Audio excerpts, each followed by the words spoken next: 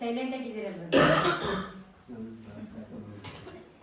ವೇದಿಕೆ ಮೇಲಿರುವಂತಹ ಎಲ್ಲ ಹಿರಿಯರಿಗೂ ಗಣ್ಯರಿಗೂ ಸಣ್ಣ ಸಮರ್ಪಿಸುತ್ತಾ ಎಲ್ಲ ಅಧ್ಯಾಪಕರು ಗದವಲೆ ನನ್ನ ನೆಚ್ಚಿನ ಮಕ್ಕಳೇ, ಇದುವರೆಗೂ ತುಂಬ ಚೆನ್ನಾಗಿ ವಚನಗಳನ್ನ ಹೇಳಿದ್ರಿ. ನೀವು ದಿನ ಪ್ರಾಕ್ಟೀಸ್ ಮಾಡ್ತಾ ಇದ್ದರೆ ಇನ್ನೂ ಸ್ಪಷ್ಟವಾಗಿ ಇನ್ನೂ ತುಂಬ ಚೆನ್ನಾಗಿ ಬರುತ್ತೆ. ನೋಡಿ ಮಕ್ಕಳ, ವಚನಗಳನ್ನ ಓದ್ತಾ ಓದ್ತಾ ನಮಗೆ ಜ್ಞಾಪಕ ಶಕ್ತಿ ಹೆಚ್ಚಾಗ್ತದೆ. ನೀವೆಲ್ಲ ಫಸ್ಟ್ ಟೈಮ್ ಬರಬೇಕಲ್ವಾ? ಯಾರಿಗೂ ಆಸೆ ಇರಲ್ಲ, ಎಲ್ರಿಗೂ ಆಸೆ ಇದೆ ಅಲ್ವಾ? ಫಸ್ಟ್ ಬರಬೇಕು ಅಂತ ಆಸೆ ಅಲ್ವಾ? ಅದಕ್ಕೆ ನೀವೇನು ಮಾಡಬೇಕು? ಬೆಳಿಗ್ಗೆ ಎದ್ದ ತಕ್ಷಣ ಏನು ಮಾಡಬೇಕು? ವಚನನೇ ಓದ್ತಾ ಕೂತ್ಕೋಬಾರ್ದು. ಒಂದು ವಚನ ಓದಿ ಅದಕ್ಕೆ ಅರ್ಥ. ಒಂದಿಬ್ಬರು ಮಕ್ಕಳು ಹೇಳಿದ್ರು ಅರ್ಥ ಇಲ್ಲದೆ ಹೋದರೆ ನಾವು ಹಾಗೆ ಹೇಳ್ತಾ ಇದ್ರೆ ಏನು ಪ್ರಯೋಜನ ಆಗಲ್ಲ. ಅದನ್ನು ಅರ್ಥವತ್ತು ಮಾಡಿಕೊಂಡಾಗ, ಅರ್ಥವನ್ನು ಕೆಡದಂತೆ ನಾವು ತಿಳ್ಕೊಂಡಾಗ ನಮ್ಮ ಜ್ಞಾಪಕ ಶಕ್ತಿ ವೃದ್ಧಿ ಆಗ್ತದೆ, ಹೆಚ್ಚು ನಾವು ಪ್ರಾರ್ಥನಾಗ್ತೀವಿ. ಮಕ್ಕಳು ಎಲ್ಲ ತುಂಬ ಚೆನ್ನಾಗಿ ಹೇಳಿದ್ದೀರ. ಇದಕ್ಕೆಲ್ಲ ಕಾರಣ ನಮ್ಮ ಕುಮಾರಸ್ವಾಮಿಯವರು ಮತ್ತು ರೂಪಾ ಕುಮಾರಸ್ವಾಮಿಯವರು. ನಿರಂತರವಾಗಿ ದಂಪತಿಗಳು ಎಷ್ಟು ಕಾರ್ಯವನ್ನು ನಿರ್ವಹಿಸ್ತಾರೆ ಅಂದರೆ ನಿಜಕ್ಕೂ ಆಶ್ಚರ್ಯ ಆಗ್ತದೆ. ನಮ್ಮಲ್ಲಿ ವಾಟ್ಸಪ್ ತೆಗೆದು ನೋಡಿ ಅವ್ರು ಏನು ಕಾರ್ಯಕ್ರಮ ಮಾಡ್ತಾರೆ ಅಂದರೆ 2 ದಿನ 3 ದಿನ ಆಗುತ್ತೆ ನಾವು ನೋಡೋದು. ಆದರೆ ಅವರು ಆಗಲ್ಲ, ನಮ್ಮಲ್ಲಿ ಸಂಪೂರ್ಣವಾಗಿ ಸಮರ್ಪಿಸ್ಕೊಂಡಿದ್ದಾರೆ. ಅವರ ಮಾತೇ ವಚನ, ಅವರ ನಡೆಯ ವಚನ, ಅವರ ನುಡಿಯ ವಚನ. ಶರಣರಲ್ಲಿ ಒಂದು ಮಾತಿದೆ, ಸತಿಪತಿಗಳೊಂದಾದ ಭಕ್ತಿ ಹಿತವಾಗಿಪ್ಪುದು ಶಿವಂಗೆ. ಭಗವಂತನಿಗೂ ಹಿತವಾಗುವಂಥ ಕಾರ್ಯವನ್ನು ಅವರು ಮಾಡ್ತಾ ಇದ್ದಾರೆ.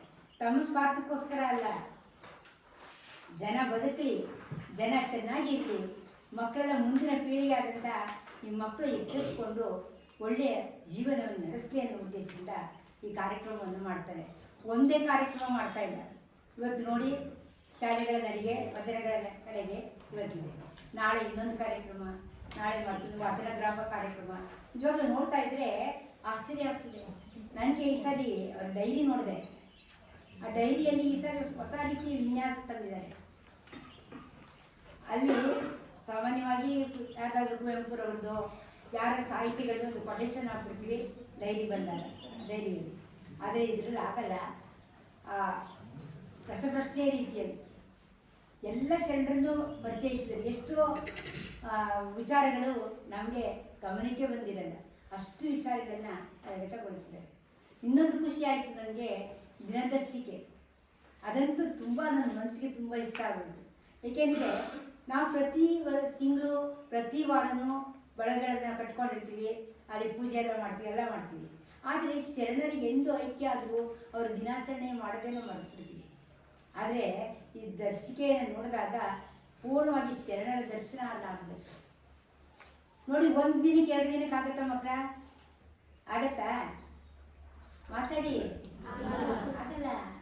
ಸತತವಾಗಿ ಪ್ರಯತ್ನವನ್ನು ಮಾಡಿದ್ರೆ, ಅದರಲ್ಲೇ ತಲ್ಲೀನಗೊಳಿಸ್ಕೊಂಡ್ರೆ ಈ ಕಾರ್ಯ ಸಾಧ್ಯ ಆಗ್ತದೆ. ಭಗವಂತ ಎಲ್ಲರನ್ನೂ ಕಳಿಸ್ತಾನೆ, ಯಾರ್ಯಾರಿಗೋ ಕಳಿಸ್ತಾನೆ. ಈಗೆಲ್ಲ ನೋಡಿ, ಹೊರಗಡೆ ಪ್ರಪಂಚ ನೀವು ನೋಡಿದ್ರೆ ಬರೀ ಗಳಿಸೋದು, ಬರೀ ತಿನ್ನೋದು, ಬರೀ ಈ ರೀತಿಯಲ್ಲೇ ವ್ಯವಹಾರಗಳಲ್ಲಿ ಜನ ಇರ್ತಾರೆ. ಆದರೆ ಈ 2 ಚೇತನಗಳು ತಮ್ಮನ್ನೇ ಭಕ್ತಿಗೆ ಸಮರ್ಪಿಸ್ಕೊಂಡಿದ್ದಾರೆ. ನಿಜಕ್ಕೂ ಖುಷಿ ಆಗ್ತದೆ ಅವರು ನೋಡಿದಾಗ. ಶರಣ ದಂಪತಿಗಳೇ ನಮಗೆ ನೆನಪಾಗ್ತದೆ. ಮೊನ್ನೆ ನೀಲಾಲೋಚನೆಯನ್ನು ಕೇಳಿದ್ದೀರಲ್ವಾ? ಬಸವಣ್ಣನವರ ಪತ್ನಿ ನೀಲಾಂಬಿಕೆ ಕೇಳಿರುವ ಹೆಸರನ್ನ ಕೇಳಿದಿರಲ್ವಾ? ಅವರು ಐಕ್ಯ ಸ್ಥಳಕ್ಕೆ ಹೋಗಿದ್ದೆ. ಅಲ್ಲಿ ಅವ್ರ ವಚನಗಳೆಲ್ಲ ಸಂಪೂರ್ಣವಾಗಿ ನೆನಪಾಗ್ಬಿಡ್ತು. ಹಾಗೆ ಅಲ್ಲಿ ನಾವು ಹೋದಾಗ ಆ ಸ್ಥಳದಲ್ಲಿ ನೆನೆಸ್ಕೊಳ್ಳೋದಕ್ಕಿಂತ ಇದ್ದ ಕಡೆ ನೆನೆಸ್ಕೊಳ್ಳೋ ಹಾಗೆ ಮಾಡಿದಂಥ ಕೀರ್ತಿ ಈ ದಂಪತಿಗಳಿಗೆ ಸೇರಿದ್ದು. ಅವರಿಗೆ ಮೊದಲು ನನ್ನ ಕೃತಜ್ಞತೆಗಳನ್ನು ನಾನು ಅರ್ಪಿಸ್ತೀನಿ. ಮಕ್ಕಳೇ, ಈಗ ಹೇಳಿದೆ ನಿಮಗೆ, ವಚನದಿಂದ ನಮಗೆ ಆತ್ಮಸ್ಥೈರ್ಯ ಉಂಟಾಗ್ತದೆ. ಎಂಥದ್ದೇ ಸಮಸ್ಯೆಗಳು ಬರಲಿ ಎದುರಿಸುವಂಥ ಶಕ್ತಿ ಬರ್ತದೆ. ನಮ್ಮಲ್ಲಿ ನಿಜವಾದ ದೇವರು ಯಾರು ಹೇಳಿ? ನಿಜವಾದ ದೇವರು ಯಾರು?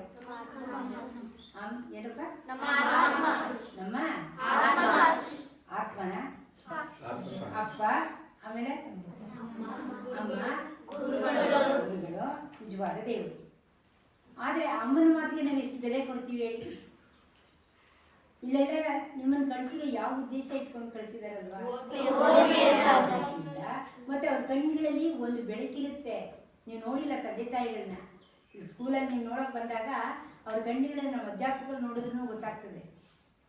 ನನ್ನ ಮಗಳು ಮುಂದೆ ಡಾಕ್ಟರ್ ಆಗ್ಬೋದು, ಇಂಜಿನಿಯರ್ ಆಗ್ಬೋದು, ಉನ್ನತಿಕೆಗೆ ಏರ್ಬೋದು, ಸತ್ಪ್ರಜೆಯಾಗಿ ರೂಪುಗೊಳ್ಬೋದು. ಈ ಒಂದು ಕನಸನ್ನ ಕಟ್ಕೊಂಡಿರ್ತಾರೆ. ಆ ಕನಸನ್ನು ಏನು ಮಾಡಬೇಕು ನೀವು? ಮಾಡಬೇಕು. ಅದು ಕಷ್ಟ ಅಲ್ಲ, ಅದು ಕಷ್ಟ ಆಗಲ್ಲ. ನೋಡಿ, ಎಷ್ಟೋ ಜನ ಮಕ್ಕಳು, ಕಾಲಿಲ್ಲದಿರುವಂತಹ ಮಕ್ಕಳು, ಕಣ್ಣಿಲ್ಲದೆ ಇರುವಂತಹ ಮಕ್ಕಳು ಎಷ್ಟು ಸಾಧನೆಯನ್ನು ಮಾಡಿದಾರಲ್ವ. ಭಗವಂತ ನಮಗೆಲ್ಲ ಚೆನ್ನಾಗಿ ಕೊಟ್ಟಿದ್ದಾನೆ. ಜಪಾನ್ ದೇಶದ ಒಂದು ಕಥೆಯನ್ನು ನಿಮ್ಗೆ ಹೇಳ್ಬಿಟ್ಟು ನಾನು ಮುಕ್ತಾಯ ಮಾಡ್ತೀನಿ. ಜಪಾನ್ ದೇಶದಲ್ಲಿ ಒಂದು ಹುಡುಗ, ಆ ಹುಡುಗನಿಗೆ ಹೆಸರಿಲ್ಲದ ಹುಡುಗ, ತಂದೆ ತೀರೋಗಿದ್ದ, ತುಂಬ ಬಡತನ, ಕಿತ್ತು ತಿನ್ನುವಂಥ ಬಡತನ. ತಾಯಿ ಎಲ್ಲೋ ಕೆಲಸವನ್ನು ಮಾಡಿಕೊಂಡು ಒಂದಷ್ಟು ತಂದಾಗ್ತಾಯಿದ್ರು ಮಗನಿಗೆ. ಆದರೆ ದುರಾದೃಷ್ಟ, ಆಕೆನೂ ಹುಷಾರ್ತಿತ್ತು, ಆರೋಗ್ಯ ಕ್ಷೀಣಿಸ್ತು. ಸಾಯುವಾಗ ಒಂದು ಮಾತೇಳಿದಂತೆ ಮಗನ ಕರೆದು, ನೋಡು ಮಗು, ನಿನ್ನನ್ನು ನಾನು ಬಿಟ್ಟು ಹೋಗ್ತಿದ್ದೀನಿ, ನಿನ್ನ ತಂದೆ ಹೋದ, ನಿನ್ನ ನೋಡ್ಕೊಳ್ಳೋಂಥ ಜವಾಬ್ದಾರಿ ನನಗಿದೆ. ಆದರೆ ಈಗ ನಿನ್ನನ್ನು ನಾನು ಬಿಟ್ಟು ಹೋಗೋಂಥ ಪರಿಸ್ಥಿತಿ ಬಂದುಬಿಟ್ಟಿದೆ. ಆದರೆ ನನ್ನೊಂದು ಮಾತು ನಡೆಸ್ಕೊಡು ಅಂತ ತಾಯಿ ಕೇಳಿದಂತೆ. ಏನು ಮಾಡಬೇಕಮ್ಮ? ಮಗು ಕೇಳಿದ್ರು. ಜಪಾನ್ ದೇಶ ನೆನೆಸಿಕೊಳ್ಳುವಂಥ ಒಂದು ಕೆಲಸವನ್ನು ಮಾಡು. ನೋಡಿ, ಬಡತನ ಇದೆ, ಉಟ್ಕೊಳ್ಳೋದು ಹೊಟ್ಟೆಗೆ ಅನ್ನ ಇಲ್ಲ, ಉಟ್ಕೊಳ್ಳೋದು ಬಟ್ಟೆ ಇಲ್ಲ, ಇನ್ನೊಂದಕ್ಕೂ ಕುಡಿಯೋಕೆ ಗಂಜಿನೂ ಇಲ್ಲ, ಅಂಗಹೀನಾಗಿದ್ದಾನೆ, ಕಾಲಿಲ್ಲ, ಕಾಲೆಲ್ಲನೂ ಅಂಗಹೀನ ಆಗಿದೆ. ಈ ಮಗುಗೆ ತಾಯಿ ಹೇಳಿದಂತೆ, ನಿನ್ನಲ್ಲಿ ಆತ್ಮಸ್ಥೈರ್ಯ ಇದೆಯಲ್ಲ, ನಾನು ಹೇಗೆ ಮಾಡಲಮ್ಮ ಅಂತ ಹುಡುಗ ಹೇಳಿದಂತೆ. ನಿನ್ನಲ್ಲಿ ಆತ್ಮಸ್ಥೈರ್ಯ ಇದೆಯಲ್ವ, ಆತ್ಮಸ್ಥೈರ್ಯವನ್ನು ಹಿಡಿದೀನಿ ಮುನ್ನೋಗು. ಆದರೆ ನಾನು ಹೋಗ್ತಾ ಇದ್ದೀನಿ, ನಿನಗೋಸ್ಕರ ನಾನು ಏನು ಮಾಡಲಿಲ್ಲ, ನೀನು ಜಪಾನ್ ದೇಶ ನೆನೆಸ್ಕೊಳ್ಳುವಂಥ ಕೆಲಸವನ್ನು ಮಾಡು ಅಂತೇಳಿ ಪ್ರಾಣ ಬಿಟ್ಬಿಡ್ತಾರೆ. ಆ ಮಗು ಸಂಸ್ಕಾರ ಎಲ್ಲ ಊರವರೆಲ್ಲ ಸೇರಿ ಮಾಡಿದ್ರು. ಆನಂತರ ಆ ಮಗು ಎಲ್ಲೋ ಕಡೆ ಹೋಗ್ತಾ ಮನೆಯನ್ನು ಬಿಡ್ತು. ಅಲ್ಲಿ ಏನೂ ಇರಲ್ವಲ್ಲ, ತಂದೆ ತಾಯಿ ಇಲ್ಲಾದ್ಮೇಲೆ ಆ ಮಗುಗೆ ಯಾರು ಆಶ್ರಯ? ಅಲ್ಲಿನ ಮುಂದಕ್ಕೆ ಅಲ್ಲೊಂದು ಜನ್ಗುರುವಿನ ಆಶ್ರಮ ಇತ್ತು. ಆಶ್ರಮದ ಅಲ್ಲಿ ಬಂದಾಗ ಗುರುಗಳು ಹೇಳಿದಂತೆ, ನೋಡು ಮಗು, ನಿನ್ನ ತಂದೆ ತಾಯಿ ಎಲ್ಲ ಕಳ್ಕೊಂಡೆ, ನಿನ್ನ ಕೈ ಕಾಲು ಇಲ್ಲ, ಊಟ ಮಾಡೋದಕ್ಕೂ ಊಟ ಇಲ್ಲ, ಈ ಥರ ಪರಿಸ್ಥಿತಿ ಇದೆಯಾ? ನೀನೊಂದು ಕೆಲಸ ಮಾಡಪ್ಪ, ನೀನು ಇಲ್ಲೇ ಇರು, ನೀನಿಲ್ಲೇ ಇದ್ಕೊಂಡು ಊಟ ಮಾಡಿಕೊಂಡು ನೀನು ಇರು ಆರಾಮಾಗಿ. ಆ ಮಗು ಏನು ಹೇಳಿರ್ಬೇಕು ಹೇಳಿ? ನಾವಾಗಿದ್ದು ಏನು ಮಾಡ್ತಾ ಇದ್ವಿ? ಆಯಿತು, ಬಿಟ್ಟಿಗೆ ಊಟ ಸಿಗುತ್ತಲ್ಲ, ಆರಾಮಾಗಿರೋಣ ಅಂತಿದ್ವಿ. ಆದರೆ ಆ ಮಗು ಹೇಳ್ತಂತೆ, ನಾನು ಊಟಕ್ಕೋಸ್ಕರ ಬಂದಿಲ್ಲ, ನಾನು ನಿಮ್ಮ ಯಾವುದಕ್ಕೋಸ್ಕರ ಬಂದಿದ್ದೀನಿ ಅಂತ ನೀವು ತಿಳ್ಕೊಂಡು ಮಾತಾಡಿ. ನನ್ನ ತಾಯಿಗೆ ಒಂದು ಮಾತು ಕೊಟ್ಟಿದ್ದೀನಿ. ಏನು ಮಾತು ಕೊಟ್ಟಿದ್ದೀಯಪ್ಪ? ಈ ಜಪಾನ್ ದೇಶ ನೆನೆಸಿಕೊಳ್ಳುವಂಥ ಕೆಲಸವನ್ನು ನಾವು ಮಾಡಬೇಕು. ನಾನು ಹೋದರೂ ಕೂಡ, ನಾನು ಸತ್ತರೂ ಕೂಡ ಆ ವಿಚಾರವನ್ನು ನೆನೆಸ್ಕೊಳ್ತಾ ಹೋಗಬೇಕು ಜನ ಅಂತ ಕೆಲಸವನ್ನು ಮಾಡ್ತೀನಿ. ಗುರುಗಳಂತೆ, ಅಲ್ಲಪ್ಪ, ಕಾಲಿಲ್ಲ ನಿನಗೆ, ಕೈಗಳಿಲ್ಲ, ಹೋಗಲಿ, ನಿನಗೆ ಹೊಟ್ಟೆ ಊಟನೂ ಇಲ್ಲ, ಬಟ್ಟೆನೂ ಇಲ್ಲ, ಹೆಂಗೆ ಮಾಡ್ತೀಯ? ಹಿಡಿಯೋದಕ್ಕೆ ಶಕ್ತಿ ಇಲ್ಲ, ಹೇಗೆ ಮಾಡ್ತೀಯ? ಆಗ ಮಗು ಹೇಳಿದಂತೆ, ಆತ್ಮಸ್ಥೈರ್ಯವನ್ನು ಇದೆಯಲ್ಲ, ಆತ್ಮಸ್ಥೈರ್ಯವನ್ನು ಹಿಡಿದು ನಾನು ಮಾಡ್ತೀನಿ. ನನಗೇನಾದರೂ ನೀವು ಕೆಲಸವನ್ನು ಮಾರ್ಗವನ್ನು ತೋರಿಸಿ, ನನಗೊಂದು ಕೆಲಸವನ್ನು ತೋರಿಸಿ. ಆಗ ಗುರುಗಳು ಹೇಳಿದಂತೆ, ಆಯ್ತು, ನಾಳೆ ಬರ್ತೀನಿ. ಇಲ್ಲ ನಾಳೆ ಬರೋಕ್ಕಾಗಲ್ಲ, ನಾನು ಈಗಲೇ ನೀವು ಹೇಳಬೇಕು, ನಾನು ಈ ಗಳಿಗೆಯಿಂದನೇ ಕೆಲಸವನ್ನು ಮಾಡ್ತೀನಿ. ಆಗ ಗುರುಗಳು ಹೇಳಿದಂತೆ, ನೋಡಪ್ಪ, ಟೋಕಿಯೋಗೆ ಹೋಗುವಂಥ ರಸ್ತೆಯಲ್ಲಿ, ಟೋಕಿಯೋ ಹೆಸರು ಕೇಳಿದ್ದೀರಲ್ವ ಜಪಾನ್ ದೇಶದಲ್ಲಿ, ಅಲ್ಲಿ ಒಂದು ರಸ್ತೆಯಲ್ಲಿ ತುಂಬ ಜನ ಸಂಚರಿಸ್ತಾರೆ, ಬಿರುಬಿಸಿಲು. ಅಲ್ಲಿ ಎರಡು ಕಡೆಯೂ ಕೂಡ ನಿಂತ್ಕೊಳ್ಳೋಕ್ಕೆ ಮರಗಳಿಲ್ಲ. ನೀನು ಸಾಲು ಮರಗಳನ್ನು ಬೇಡು, ನಿನಗೆ ಬೇಕಾದ ಅವಶ್ಯಕತೆಯಾದಂಥ ವ್ಯಕ್ತಿಗಳನ್ನ, ವಸ್ತುಗಳನ್ನ ನಾನು ಕೊಡ್ತೀನಿ ಅಂತ ಹೇಳ್ತಾರೆ. ಆಯಿತು ಅಂತ ಹೇಳಿ ಆ ಹುಡುಗನಿಗೆ ಒಂದು ವೀಲ್ ಚೇರ್ ಕೊಟ್ಟರು. ಆ ವೀಲ್ ಚೇರ್ ಕುತ್ಕೊಂಡು ಹಳ್ಳ ಎಲ್ಲ ಹುಡುಗದ ನೆಲುಗೆಲ್ಲ ಕೊಟ್ಟರು, ಆಳುಗಳನ್ನ ಹಳ್ಳ ತೋರಿಸ್ತಾ ಅವನೇನು ಮಾಡ್ತಾ ಇದ್ದ ಅಂದರೆ, ಆ ಗುಂಡಿಯಲ್ಲಿ ಬೀಜ ಹಾಕ್ತದೆ. ಆಮೇಲೆ ಅದು ಚಿಗಿರಿದಾಗ, ಆ ಎಲೆ ಚಿಗಿರಿದಾಗ ನೋಡಿ ಖುಷಿ ಪಡೋದು. ಹಾಗೆ ಒಂದು 10 ವರ್ಷಗಳ ಕಳೆದ ನಂತರ ಅಲ್ಲಿ ಉದ್ದಕ್ಕೂ ಕೂಡ ಸಾಲು ಮರಗಳು ಬರ್ತವೆ. 100 ಕಿಲೋಮೀಟರ್ ದೂರ ದಾರಿಯಂತೆ. ಇಂದಿಗೂ ನೀವು ದೊಡ್ಡರಾದಾಗ ಹೋದಾಗ ನೀವು ನೋಡಿ, ಇಂದಿಗೂ ಕೂಡ ಅಲ್ಲೇ ಅಲ್ಲಿರುವಂಥ ಪಕ್ಷಿಗಳೆಲ್ಲ ಅಲ್ಲಿ ಗೂಡು ಕಟ್ಟಿವೆ. ಆ ಮರದಲ್ಲಿರುವಂಥ ಹಣ್ಣನ್ನು ತಿನ್ನುತ್ತವೆ. ಆ ಹೇಳ್ತವಂತೆ ಎಂಥ ಪುಣ್ಯಾತ್ಮಕ ಯಾರು ಹಚ್ಚಿದ್ರು, ಯಾರು ಹಚ್ಚಿರಲ್ಲ ಅಂತೇಳಿ ಖುಷಿ ಪಡ್ತಾರೆ. ಹಾಗೆ ಜನ ತಿರುಗಾಡ್ತಾರಲ್ಲ, ಆ ಜನ ಹೋಗುವಾಗ ಕೂಡ ಅಲ್ಲಿರುವಂಥ ನೆರಳಲ್ಲಿ ಕೂತ್ಕೊಳ್ತಾರೆ. ಅಷ್ಟೇ ಮಾಡಲಿಲ್ಲ, ಅವನು ಉದ್ದಕ್ಕೂ ಅರವಟ್ಟಿಗೆಯನ್ನು ಏರ್ಪಡಿಸ್ತಾ, ಅರವಟ್ಟಿಗೆ ಅಂದರೆ ನೀರಿನ ಸೌಕರ್ಯವನ್ನು ಕಲ್ಪಿಸ್ತಾ, ನೀರು ಮಜ್ಜಿಗೆಯನ್ನು ಬಿಡಿಸ್ತಾ, ಅಷ್ಟೇ ಅಲ್ಲ ಬೇಕಾದಂಥ ಹಣ್ಣುಗಳನ್ನು ತಿನ್ಕೊಳ್ಳೋದಕ್ಕೂ ಕೂಡ ಹಣ್ಣನ್ನು ಕೀಳಿಸಿ ಆ ಗೂಡನಲ್ಲಿ ತುಂಬಿಸಿಟ್ಟ. ಜನಕ್ಕೆಲ್ಲ ಖುಷಿ ಆಯಿತು. ಎಂಥ ಪುಣ್ಯಾತ್ಮಪ್ಪ ನೋಡಿ. ಅವನು ಹೇಳಿದ್ನಲ್ಲ, ಆತ್ಮಸ್ಥೈರ್ಯ ಒಂದಿತ್ತು, ಅದರಿಂದ ಈ ಜೀವನದಲ್ಲಿ ಏನಾದರೂ ನಾವು ಸಾಧಿಸ್ಬೋದು. ಇವತ್ತು ಕೂಡ ಆ ರಸ್ತೆಗೆ ಕಾಲಿಲ್ಲದ ಹುಡುಗನ ರಸ್ತೆ, ಇನ್ಯಾವುದೇ ಹೆಸರಿಲ್ಲ ಅದಕ್ಕೆ, ಕಾಲಿಲ್ಲದ ಹುಡುಗನ ರಸ್ತೆ ಅಂತ ಅಂದ್ಬಿಟ್ಟು ಅದಕ್ಕೆ ಹೆಸರು ಬಂತು. ನಿಜವಾಗ್ಲೂ ಕೂಡ ಖುಷಿ ಆಗ್ತದೆ. ಇಂಥ ಆತ್ಮಸ್ಥೈರ್ಯವನ್ನು ನಾವು ಬೆಳೆಸ್ಕೊಳ್ಬೇಕು. ಮಕ್ಕಳ ನಮ್ಗೆ ಇದಿಲ್ಲ ಅದಿಲ್ಲ, ತಂದೆ ತಾಯಿಗಳು ನೀವು ನಮ್ಗೆ ಆ ವಸ್ತು ಇಲ್ಲ, ಈ ವಸ್ತು ಇಲ್ಲ, ನನ್ನ ಬಟ್ಟೆ ಇಲ್ಲ, ಅದಿಲ್ಲ, ಅದೆಲ್ಲ ಬೇಕಾಗಿಲ್ಲ. ನಮ್ಮ ಗುರಿ ಏನಿರಬೇಕು, ನೇರವಾಗಿ ನಮ್ಮ ವಿದ್ಯೆಯನ್ನು ಸಾಧಿಸುವಂಥ ಗುರಿ ಇರಬೇಕು. ನಿಮ್ಮ ಗುರು ಹಿಂದೆ ಇರ್ತಾರೆ, ಗುರಿ ಮುಂದೆ ಇರಬೇಕು. ಹಿಂದೆ ಗುರು ಇರಬೇಕು, ಮುಂದೆ ಗುರಿ ಇರಬೇಕು. ಆಗ ನೀವು ಹೆಚ್ಚಿನ ಸಾಧನೆಯನ್ನು ಮಾಡ್ಕೊಳ್ಬೋದು ಅಂತ ಹೇಳ್ತಾ, ಎಂತೆಂಥವ್ರು ಎಂತೆಂಥ ಸಾಧನೆಯನ್ನು ಮಾಡಿದ್ದಾರೆ. ಅದರಿಂದ ನಮ್ಮ ದೇಶವನ್ನು ಕಟ್ಟಿದಂಥವರು ಪ್ರತಿಯೊಬ್ಬರು ಕೂಡ ಭಗತ್ ಸಿಂಗ್ ನೆನೆಸ್ಕೊಳ್ಳಿ, ಎಲ್ಲ ಎಂತೆಂಥ ಮಹಾನುಭಾವರಾಗಿದ್ದಾರೆ. ಸಮಯ ಆಗ್ತಾ ಇರೋದ್ರಿಂದ ಅದರಿಂದ ನೀವು ಕೂಡ ಅಂಥ ಚೇತನಗಳಾಗಿ ಬೆಳಗ್ತಾ ಇದ್ದೀವಿ ಅಂತ ಹೇಳ್ತಾ ನನ್ನ ವಾಕ್ಯವನ್ನು ನನ್ನ ಗುರುವಾಗೆ ಅರ್ಪಿಸ್ತೀನಿ. ಈ ಅವಕಾಶವನ್ನು ಕಲ್ಪಿಸಿಕೊಂಡಂಥ ಸೋದರರಾದಂಥ ವಚನ ಕುಮಾರಸ್ವಾಮಿಯವರಿಗೆ ಮತ್ತು ರೂಪ ಕುಮಾರಸ್ವಾಮಿಗೆ ಒಂದು ವಾದನದೇವರಿಗೆ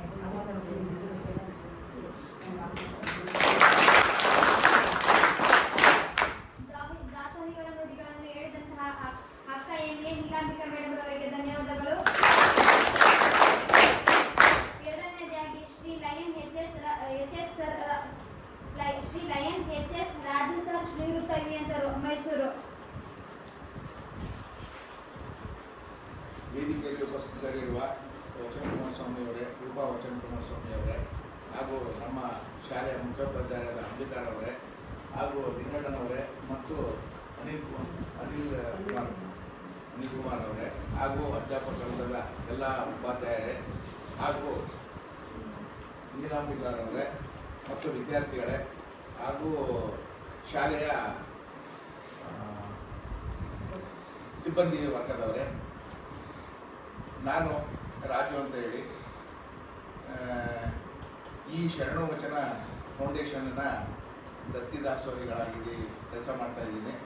ಏನಂದರೆ, ನಾವು ಶರಣರಾಗಿ ಒಂದು ಸಣ್ಣದ ಅಲ್ಪ ಸೇವೆಯನ್ನು ಮಾಡಬೇಕು ಅನ್ನೋ ಉದ್ದೇಶದಿಂದ ನಾವು ಲಯನ್ಸಿಗೂ ಸೇರಿಕೊಂಡು ನಮ್ಮ ಕೈಲಾದಷ್ಟು ಮಟ್ಟಿಗೆ ನಾನು ಮತ್ತು ನಮ್ಮ ಧರ್ಮಪತ್ನಿಯವರು ಇಬ್ಬರೂ ಸೇರಿ ನಮ್ಮ ವರ್ಷದಲ್ಲಿ ಅನೇಕ ಮಕ್ಕಳಿಗೆ ಯೂನಿಫಾರ್ಮ್ ಆಗ್ಬೋದು, ಆಮೇಲೆ ಪುಸ್ತಕಗಳಾಗ್ಬೋದು, ಬ್ಯಾಗ್ಗಳಾಗ್ಬೋದು, ಅವರಿಗೆ ಏನು ನೀಡಿ ಇರುತ್ತೋ ಈ ಶಾಲೆಗಂತೂ ನಾವು ಬೇಕಾದಷ್ಟು ಮಾಡಿಕೊಟ್ಟಿದ್ದೀವಿ, ಮುಂದೇನೂ ಮಾಡ್ತೀವಿ ಅಂತ ಭರವಸೆ ಹೇಳ್ತಾ ಇದ್ದೀನಿ. ಹಾಗೆ ಈ ಶಾಲೆಯ ಉಪಾಧ್ಯಾಯರು ತುಂಬ ಒಳ್ಳೆಯವರಿದ್ದಾರೆ ಎಲ್ಲರಿಗೆ. ನಾವು ಈ ಶಾಲೆಗೆ ಬಂದು ನೋಡಿದ ಮೇಲೆ ನಾವು ಫಸ್ಟ್ ಸಲ ಸ್ವಾತಂತ್ರ್ಯ ಆಚರಿಸೋಣ ಅಂತ, ಸ್ವಾತಂತ್ರ್ಯೋತ್ಸವನ ಆಚರಿಸೋಣ ಅಂತಂದೇಳಿ ಈಗ ಬಂದಾಗಿಂದ ಅವತ್ತಿನಿಂದ ನಾವು ಬೇರೆ ಯಾವ ಸ್ಕೂಲಿಗೂ ಹೋಗ್ತಾನೇ ಇಲ್ಲ.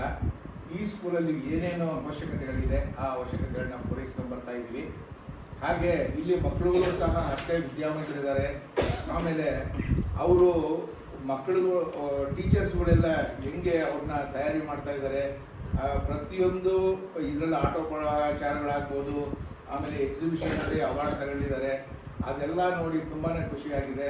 ಅದಕ್ಕೆ ನಾವು ಬೇರೆ ಕಡೆ ಡೈವರ್ಟ್ ಆಗ್ತಿಲ್ಲ. ಏನೇ ಕೆಲಸಗಳನ್ನು ಮಾಡಬೇಕು ಅಂದ್ರೂ ಇಲ್ಲಿ ತುಂಬ ಬಡವ ಬಡವರಿಂದ ಬಂದಿರ್ತಾರೆ. ಅವರೆಲ್ಲರಿಗೂ ಒಳ್ಳೆಯದಾಗಲಿ, ಅವರ ತಂದೆ ತಾಯಿಗೆ ಅವ್ರ ಹೆಸರು ಥರ ಅಂತ ಕೆಲಸಗಳನ್ನ ಮಾಡಲಿ ಅಂತ ಹೇಳಿ ಈ ಒಂದು ಸಣ್ಣ ಸೇವಾ ಕಾರ್ಯಗಳನ್ನು ಮಾಡ್ಕೊತ ಬರ್ತಾಯಿದ್ವಿ. ಇದ್ದಿನ ಮಕ್ಕಳೇ, ನೀವೆಲ್ಲರೂ ಮುಂದಿನ ಪ್ರಜೆಗಳಾಗಬೇಕು. ಹಾಗೆ ನಿಮ್ಮಲ್ಲಿ ಒಂದು ಗುರಿ ಇಟ್ಕೊಂಡು ನೀವು ಓದಬೇಕು. ಆಮೇಲೆ ಟೀಚರ್ಸ್ಗಳು ಏನು ಹೇಳ್ತಾರೋ ಅದನ್ನು ಮನದಟ್ಟು ಮಾಡ್ಕೊಂಡು ನಿಮ್ಗೆ ಏನೇ ಡೌಟ್ ಇದ್ರೂ ಕೇಳಿ. ಅವ್ರಿಗೆ ಎಲ್ಲ ಎಕ್ಸ್ಪ್ಲೈನ್ ಮಾಡಿ ನಿಮಗೆಲ್ಲ ಹೇಳ್ತಾರೆ. ಹಾಗೆ ನೀವುಗಳು ಒಂದು ಗುರಿ ಇಟ್ಕೊಂಡು ನಾವು ಇಂಥದೇ ಆಗಬೇಕು, doctor, engineers, IAS officer, IPS officer, ಏನೇ ಆಗಬೇಕು ಅನ್ನೋದನ್ನ ಒಂದು ನೀವು ಇಟ್ಕೊಂಡು ಈ ಓದಿದ ಶಾಲೆಗೆ ನಿಮ್ಮ ತಂದೆ ತಾಯಿಗಳಿಗೆ ಹೆಸರು ತನ್ನಿ ಅಂತ ಹೇಳ್ತಾ ನನ್ನ ಮಾತುಗಳನ್ನು ಮುಗಿಸ್ತಾ ಇದ್ದೀನಿ. ನಮ್ಮೊಂದಿಗೆ ಮಾತಾಡಿದ Shri line HS Raju sir ಅವರಿಗೆ ಧನ್ಯವಾದಗಳು. ನಮ್ಮೊಂದಿಗೆ ಮಾತಾಡಿದ್ದಾರೆ ಮಹೇಶ್ವರಿ ಮೇಡಮ್ ರವರು. ಇದಕ್ಕೆ ನನ್ನ ಹೆಸರಿನಾಗಿರುವ ಅಚಲ್ ಕುಮಾರ್ ಸ್ವಾಮಿ, ಕುಮಾರ್ ಸ್ವಾಮಿ, ಇದರ ಸಂಚಾಲಕರ, ಮುಖ್ಯೋಪಾಧ್ಯಾಯರು ಮತ್ತು ಸಹ ಉಪಾಧ್ಯಾಯರು, ವಿದ್ಯಾರ್ಥಿಗಳು, ಇದು ಶರಣಗಳ ಶಾಲೆಗಳಿಗೆ ವಚನಗಳ ನಡಿಗೆ ತುಂಬ ಚೆನ್ನಾಗಿ ಮಹೋತ್ಸವ ತುಂಬ ಚೆನ್ನಾಗಿ ಮಾಡ್ತಾರೆ.